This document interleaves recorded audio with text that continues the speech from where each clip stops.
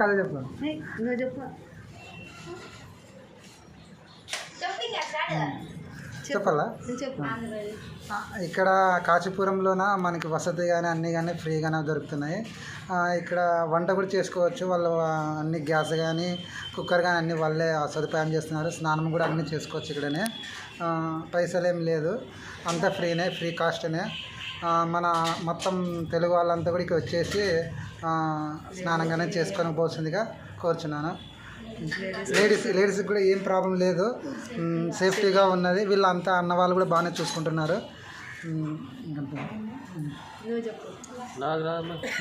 అదే ఎప్పుడు చెప్పినట్టు చెప్పు.